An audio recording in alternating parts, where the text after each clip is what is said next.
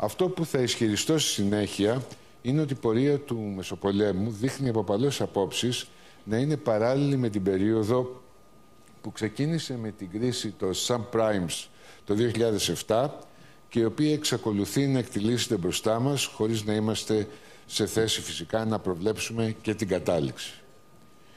Το κοινό σημείο που χαρακτηρίζει και τις δύο περιόδους, και νομίζω ότι αυτό δεν θα πρέπει να το λησμονούμε όταν μιλάμε για το Μεσοπόλεμο ή ακόμα και σήμερα, είναι ότι αποτελούν δύο φάσεις αποπαγκοσμιοποίησης. Αυτή η φάση της αποπαγκοσμιοποίησης εκδηλώνεται, και δεν πρέπει να το ξεχνάμε, σε όλους τους τομείς που μπορούμε να δούμε, να εξετάσουμε την επιστητού. Δηλαδή και στο οικονομικό και στο πολιτικό και στο κοινωνικό τομέα, αλλά και στο στρατιωτικό τομέα. Και φυσικά επηρέασε και επηρεάζει ανάμεσα σε άλλα και τη διαμόρφωση του ελληνικού κράτους. Και στις δύο περιπτώσεις ασφαλώς έχουμε μια μείωση των διεθνών οικονομικών δραστηριοτήτων, ένα περιορισμό των δικτύων, των οικονομικών δικτύων όπως συνήθως λέμε, που είναι ενεργά. Επίσης όμως, και επίσης ας το έχουμε στο μυαλό μας αυτό, έχουμε και περιορισμό της επιρροής της φιλελεύθερης δημοκρατίας. Αυξημένη κοινωνική ανισότητα, με ό,τι και αν συνεπάγεται κάτι τέτοιο, και συνεπάγεται πάρα πολλά. Και τέλος έχουμε μια αύξηση στη χρήση της βίας, είτε το εξετάσουμε σε μικρή κλίμακα είτε σε μεγάλη κλίμακα, μετά από μια πολλά υποσχόμενη περίοδο ευημερίας και ειρήνης.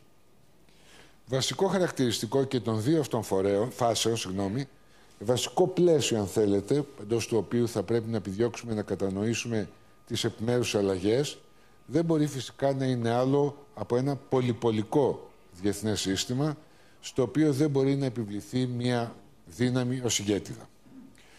Ως εκ τούτου το σύστημα παραμένει εξαιρετικά ασταθές και απρόβλεπτο ως προς τις αντιδράσεις των μεγάλων παικτών, αλλά και από τη θέση που θα καταλάβουν μικρότεροι ιδρόντες, όπως για παράδειγμα η Ελλάδα.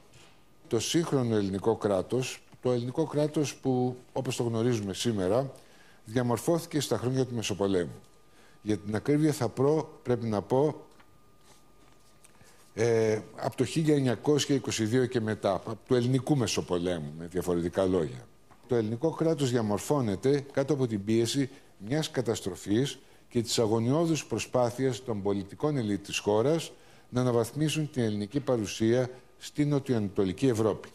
Από άψη μεγέθους εδαφικού ή πληθυσμιακού, η Ελλάδα του 22-23 μοιάζει πολύ περισσότερο με τη σημερινή Ελλάδα παρά με την Ελλάδα πρώτων Βαλκανικών πολέμων. Στα χρόνια αυτά ακριβώς η χώρα μας αποκτά τη σημερινή φυσιογνωμία της. Την ίδια στιγμή με την ανταλλαγή των πληθυσμών, το ελληνικό κράτος αποκτά μια σταθερή φυσιογνωμία στον τομέα των μειονοτήτων. Κάτι το οποίο δεν υφίστατο ως πρόβλημα πριν από τους Βαλκανικούς πολέμους. Σε γενικές γραμμές διαμορφώνεται μια εθνοτική σύνθεση στα χρόνια αυτά, και με βάση αυτή την εθνοτική σύνθεση η Ελλάδα θα πορευτεί στη συνέχεια. Η στόχευση του ελληνικού κράτους προς την εδαφική επέκταση εγκαταλείπεται, προς όφελος μιας συστηματικής αξιοποίησης των εγχώριων πόρων με σκοπό την οικονομική ανάπτυξη της χώρας, με σκοπό την οικονομική ευημερία της. Η μετάβαση αυτή είναι εξαιρετικά σημαντική και η σημασία της καθοριστική για να κατανοήσουμε, αν θέλουμε να κατανοήσουμε, τη διαδικασία σχηματισμού του κράτους στα χρόνια αυτά. Αποκτά δε ακόμα μεγαλύτερη σημασία όταν εξετάσουμε την μετά το 1932 περίοδο, οπότε η Ελλάδα στρέφεται αναγκαστικά σε ένα καθεστώς αυτάρκειας που την υποχρεώνει να αναζητήσει τρόπους άντλησης πόρων από τις εγχώριες πηγές αποκλειστικά και με τρόπους οι οποίοι μέχρι τότε ήταν πρωτόγνωροι για τα ελληνικά δεδομένα.